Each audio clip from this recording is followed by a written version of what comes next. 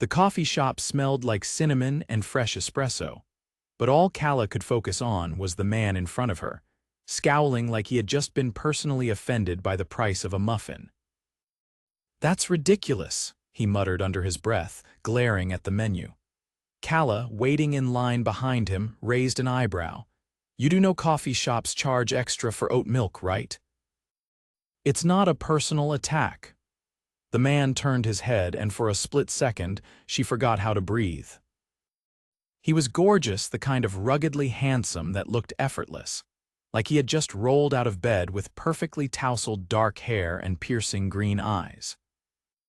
But there was something else, a sharpness in his gaze, as if he wasn't used to being questioned. He let out a short laugh. "It's not the oat milk. It's the fact that a plain black coffee costs $5. Calla smirked. "Welcome to the real world." The barista cleared her throat, clearly annoyed, and the man sighed, pulling out a well-worn leather wallet. "Fine, black coffee. No oat milk." Calla watched as he paid in cash actual paper bills, which was rare in this part of the city. He stepped aside, still looking irritated, and she stepped up to order. "Medium caramel latte, please," she said with a smile, then turned to him. "You know, you could have just gone to a bodega and paid half the price." He tilted his head, studying her, then shrugged. "Guess I wasn't thinking." She grabbed her drink and walked toward the small seating area. To her surprise, he followed. "Mind if I sit?" Calla hesitated. "You want to complain about coffee prices some more?" His lips twitched. "I'll try to keep my outrage to a minimum." She gestured to the chair across from her, and he sat down, stretching out his long legs. "I'm Rowan, by the way." "Calla." She sipped her latte. "So, Rowan, what do you do, besides get personally offended by overpriced beverages?" His expression flickered for a moment, but then he leaned back. "Construction." It wasn't a total lie. He did technically own a construction company, one of the largest in the country. But he had long since learned that people treated him differently when they knew he was a millionaire. So he kept it vague. Calla nodded. "Makes sense.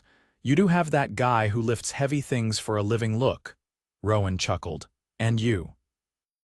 "What do you do?" "I'm a florist." That caught his attention. "A florist," she nodded. "I have a tiny shop a few blocks from here." "It's not much, but it's mine." Something about the way she said it, proud but also a little defensive, made Rowan curious. "Do you like it?" he asked. She smiled, and for the first time he saw the way her brown eyes lit up when she talked about something she loved. "I love it. Flowers make people happy, you know. Even when they're going through something terrible, a bouquet can brighten their day." Rowan had never met someone who talked about flowers like they were magic. He found himself wanting to hear more. "I've never really thought about it like that," he admitted. She grinned. "That's because you don't buy flowers." "How do you know?" Calla gave him a knowing look. "You just seem like the type who wouldn't bother." Rowan smirked. "I feel like that's an insult." She shrugged. "Just an observation." They talked for another 20 minutes, and Rowan couldn't remember the last time he had enjoyed a conversation this much. Calla wasn't trying to impress him. She wasn't asking what kind of car he drove or what neighborhood he lived in. She just talked to him, and that was new. Finally, she glanced at her watch and sighed. "I should get back to the shop. Flowers don't arrange themselves." Rowan hesitated. He didn't want the conversation to end. "Can I walk you there?" Calla raised an eyebrow. "You want to walk a florist to her shop?" "Why not?" She studied him for a moment, then shrugged. "Sure. But if you're expecting free flowers, you're out of luck." He grinned. "Damn, that was my master plan." They stepped outside, and Rowan fell into step beside her, hands in his pockets. He had no idea why he was doing this. He never spent time with strangers. He never felt the urge to see someone again after a random conversation, but Calla was different. And he had a feeling this wasn't going to be the last time he saw her. The walk to Calla's flower shop was longer than Rowan expected, but he didn't mind. The city was alive around them, cars honking, people rushing past, the scent of fresh bread wafting from a nearby bakery. Calla navigated the streets with effortless familiarity, weaving through the crowd with a confidence that made Rowan wonder how long she had lived here. When they reached the shop, he took in the sight of it, small, with a green-painted door and a window display bursting with color. The name Bloom and Vine was written in delicate gold lettering on the glass. It suited her. Calla unlocked the door and pushed it open, the faint scent of roses and eucalyptus spilling out. "Well, this is it," she said, stepping inside. Rowan followed, glancing around. The space was cozy but well organized. Bouquets sat in glass vases on wooden shelves, and potted plants lined the windowsill. A chalkboard near the register had the words "Fresh Peonies" in stock written in swirling script. "You actually run this place alone?" he asked, surprised. She nodded, moving behind the counter and tying a loose apron around her waist. "Mostly. I have a part-time assistant, but it's just me today." Rowan ran a hand along the edge of the counter. "Must be a lot of work." She gave a small shrug. "It is. But it's worth it." Something about the way she said that made Rowan pause. There was a quiet determination in her voice, as if she had fought hard to have this place, to keep it running. He respected that. Before he could say anything, the bell on the door jingled and an older woman stepped inside.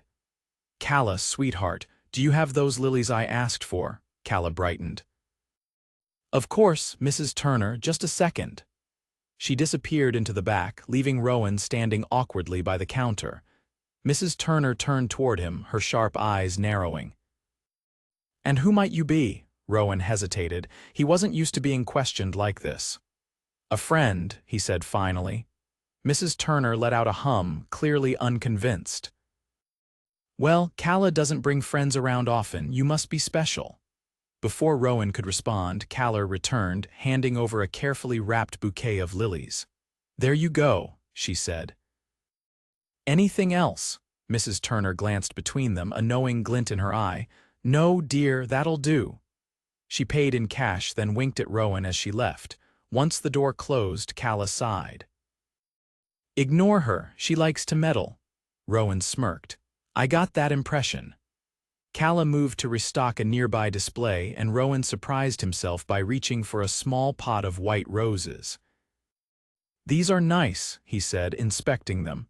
Calla glanced up. "You thinking of buying flowers?" He hesitated. He had never bought flowers in his life. But something about standing in her shop, surrounded by color and warmth, made him want to. "Maybe," he admitted. Calla grinned. "Well, if you do, I'll even give you a discount." "First-time customer special." Rowan chuckled. He liked this easy conversation, the way she didn't treat him like anything other than what he appeared to be. Before he could respond, his phone vibrated in his pocket. He pulled it out and frowned at the name flashing on the screen. Ethan Reynolds, his business partner, he sighed. He had been enjoying this moment, but reality was calling. "I should go," he said, slipping the phone back into his pocket. Calla tilted her head. "Duty calls?" "Yeah." "Something like that." She nodded, and for a moment he hesitated. He didn't want to leave just yet. "Maybe I'll stop by again," he said, testing the waters. Calla's lips curled into a small smile. "Maybe you should." And just like that, Rowan knew he would.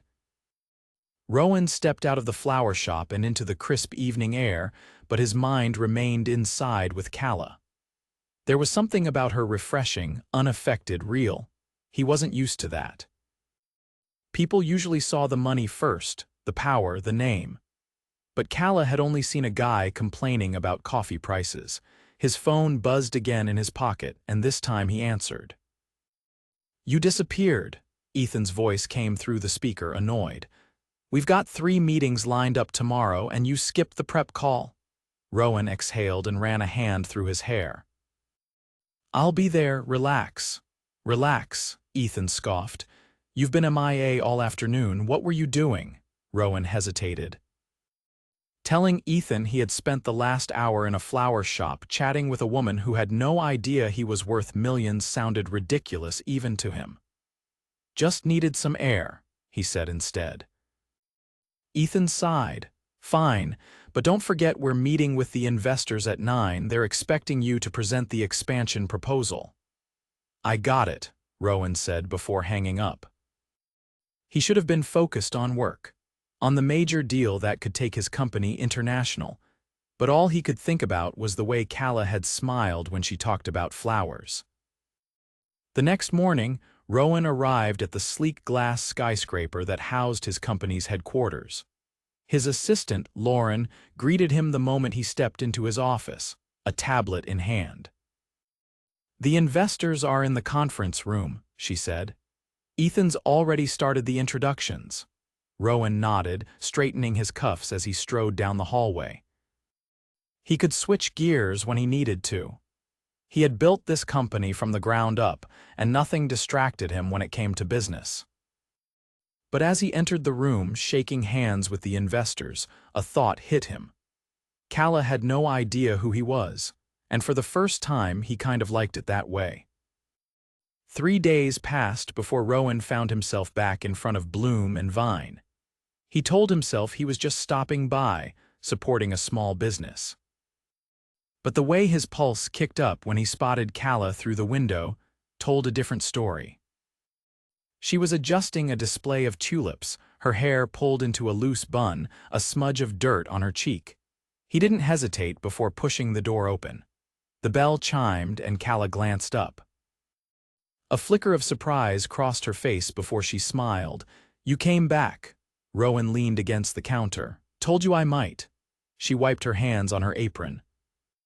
"So, are you finally going to buy some flowers, or are you just here to loiter?" He smirked. "Depends." "What do you recommend?" Her eyes lit up with mischief as she grabbed a small pot of deep blue hydrangeas. They symbolize perseverance." Rowan studied them, then her. "Interesting choice," Calla shrugged. "I think everyone needs a reminder to keep pushing forward sometimes." Something about her words struck him deeper than he expected. He reached for his wallet, pulling out a crisp bill. "I'll take them." She rang up the purchase, and as she handed him the pot, she hesitated. "You know, I don't actually know that much about you." Rowan tensed slightly. "What do you want to know?" Calla leaned on the counter, studying him. "Well, for starters, you never said why you were wandering into overpriced coffee shops in the middle of the afternoon." He considered his words carefully. "I needed a break."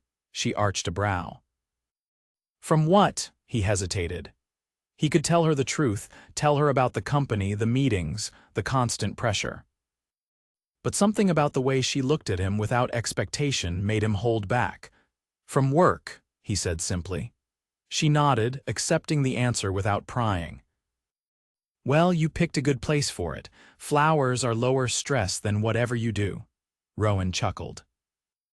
"I'll take your word for it." Before she could respond, the door opened again, and a young couple walked in, chatting animatedly about an anniversary bouquet. Calla sighed. "Duty calls." Rowan took the hint. "I'll see you around then." She glanced at him, something unreadable in her expression.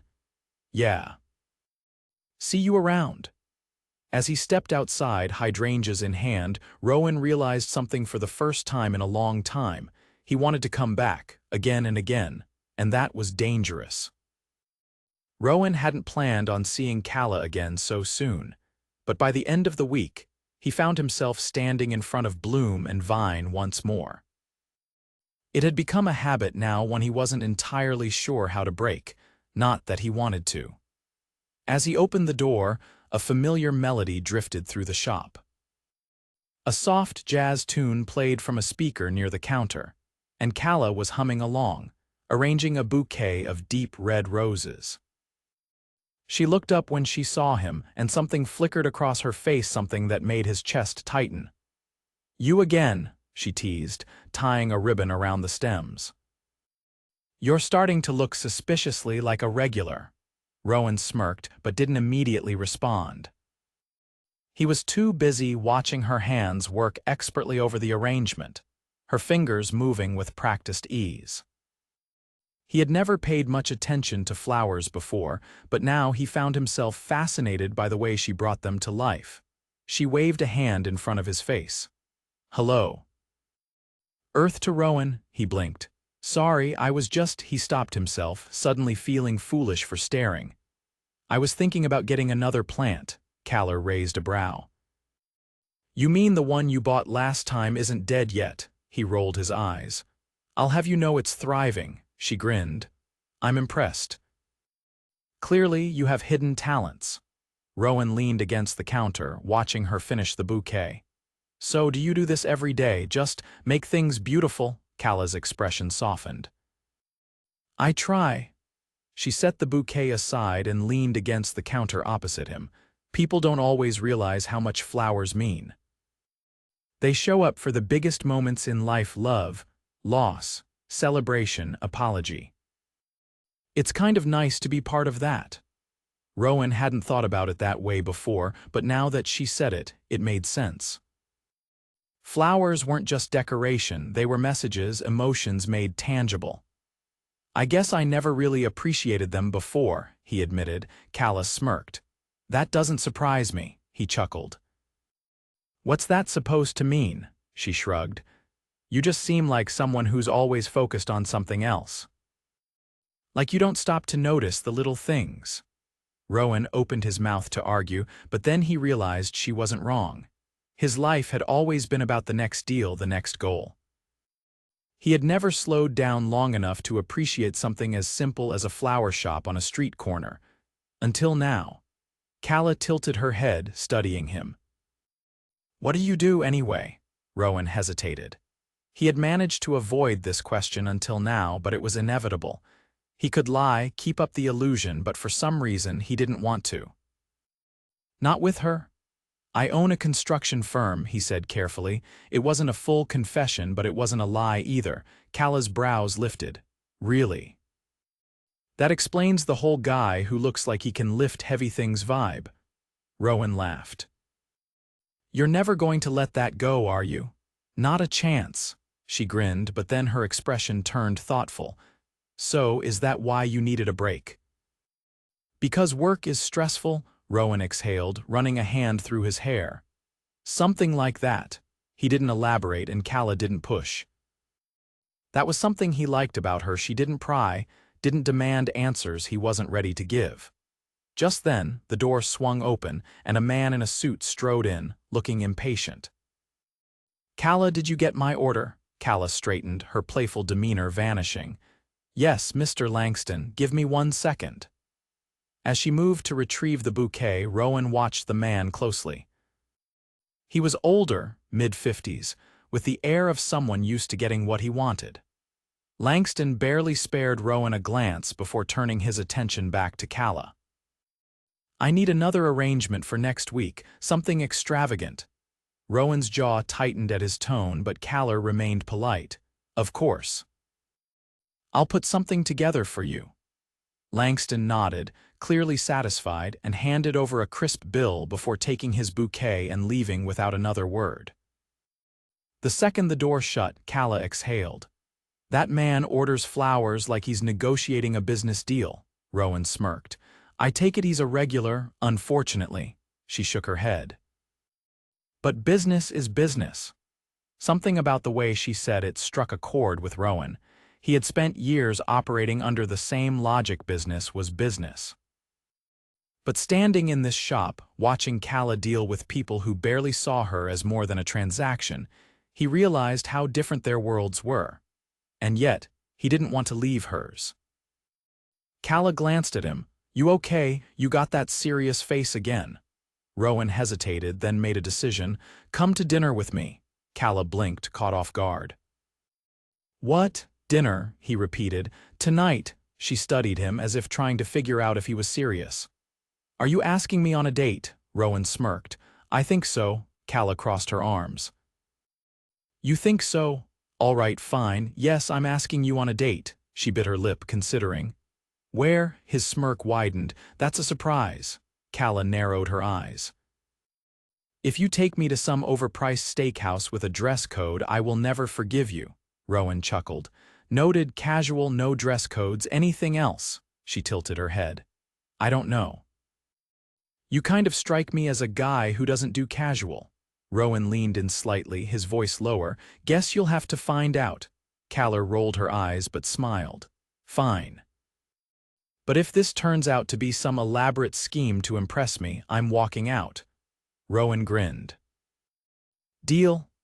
For the first time in a long time, he felt something other than pressure, other than obligation. He felt anticipation, and he hadn't even told her the truth yet.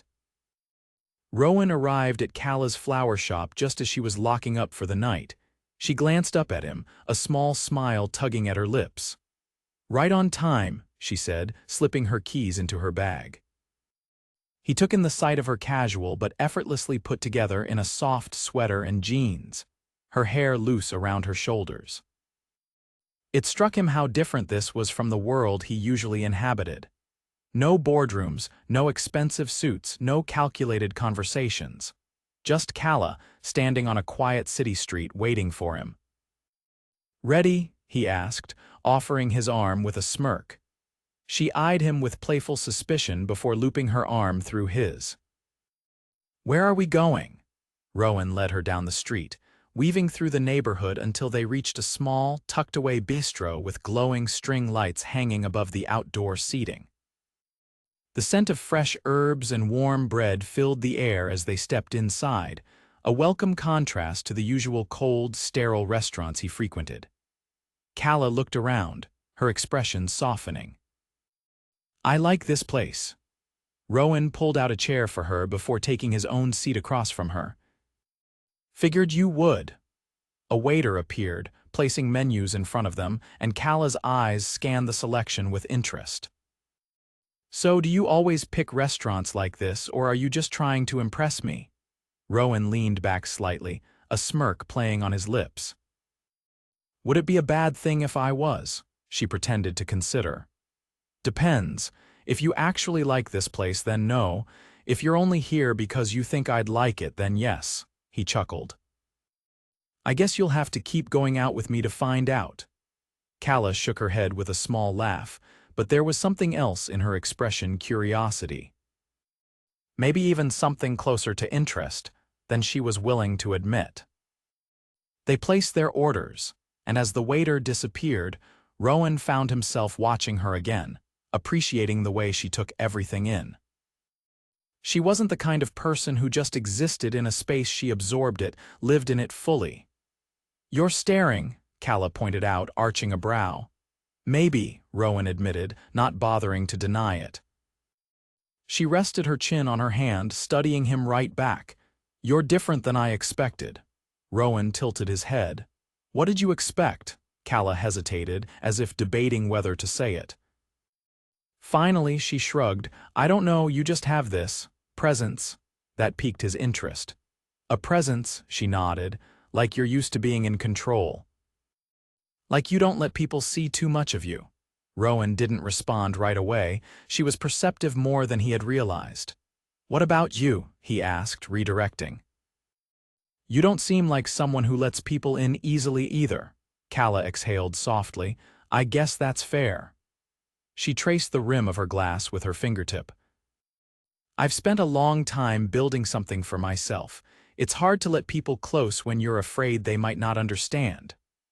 Rowan understood that more than she knew. Their food arrived, and the conversation shifted to lighter topics, terrible first dates, childhood memories, and the strangest customers Calla had ever encountered in her shop. Rowan found himself laughing more than he had in years. By the time they left the restaurant, the city had quieted, the streets bathed in the soft glow of streetlights. They walked side by side, neither in a hurry to end the night. Calla glanced at him. You're not what I expected either, you know. Rowan looked at her, intrigued. Oh, she nodded. I thought you were just a guy who complained about coffee prices. He smirked. That's all you thought. She bit her lip, as if holding back a smile. Well, maybe I also thought you were kind of interesting, but I wasn't sure yet. Rowan stopped walking, turning to face her fully. And now, Calla met his gaze, something unreadable in her expression. Now, I think you might be more than just interesting. The words settled between them, unspoken possibilities hanging in the cool night air. Rowan wasn't sure what was happening between them, but for the first time in a long time, he wasn't thinking about work, his company, or the weight of expectations. He was just thinking about her. Rowan walked Calla back to her shop, the quiet hum of the city settling around them like a comfortable silence. The warmth of the evening still lingered in the air, but there was something else, something unspoken between them, growing with each step they took. As they reached Bloom and Vine, Calla hesitated at the door, her fingers lightly grazing the handle. She turned to face him, searching his expression for something, though he wasn't sure what. "This was nice," she said softly. Rowan nodded, his gaze steady. "Yeah, it was." Calla hesitated, almost as if she wanted to say something more, but then she exhaled and gave him a small smile. "Good night, Rowan." For a moment, he considered leaning in, testing the electricity that had been humming between them all evening, but something told him not to rush it. Instead, he reached out, brushing his fingers against hers, brief, but intentional. "Good night, Calla." She lingered for just a second before slipping inside, leaving Rowan standing there, an unfamiliar feeling settling in his chest. He wasn't used to this, to wanting something beyond logic, beyond strategy.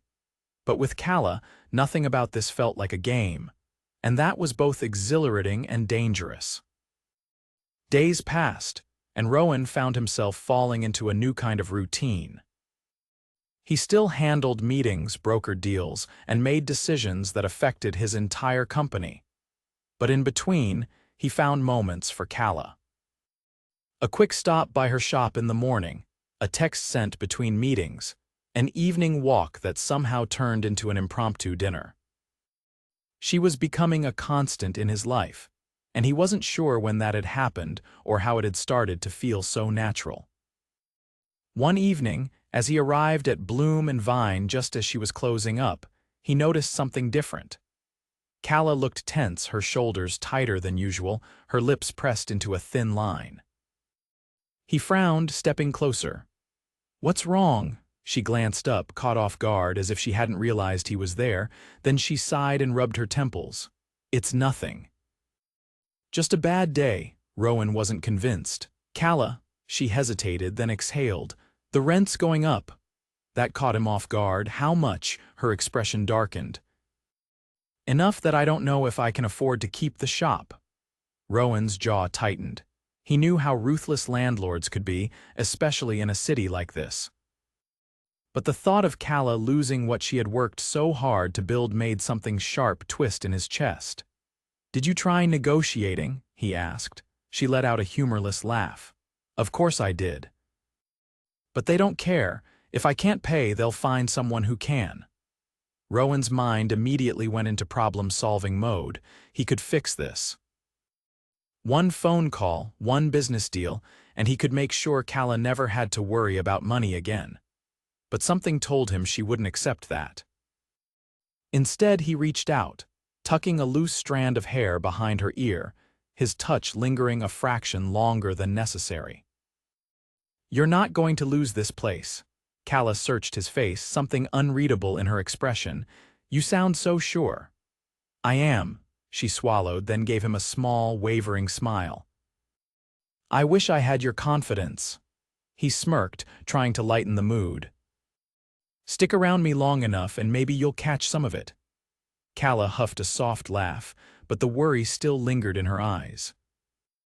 Rowan hated seeing her like this, hated that she was carrying this weight alone. And for the first time, he realized just how much he wanted to be the person she leaned on. A few nights later, Rowan made a decision. He had spent years solving problems with money, influence, and power. But this wasn't just about fixing something for Calla, it was about making sure she had the future she deserved. So he went to see her landlord. The meeting was short, efficient. Rowan didn't threaten, didn't posture. He simply made an offer that ensured Calla's rent wouldn't be an issue anymore.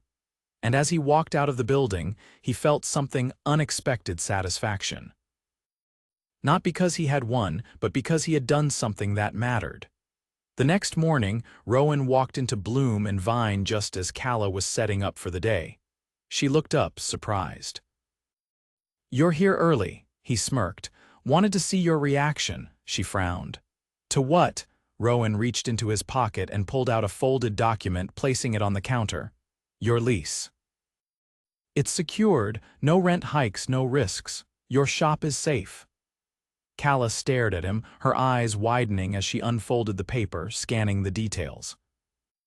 When she finally looked up, there was a mix of shock, disbelief, and something deeper, something he couldn't quite name. "Rowan," she breathed. "How did you?" He shrugged.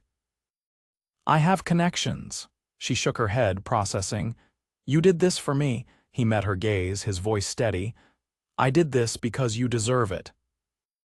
Because you fought for this place, and no one should take it away from you." Calla's lips parted, but no words came out at first. Then, after a long moment, she stepped around the counter and did something he wasn't expecting. She kissed him.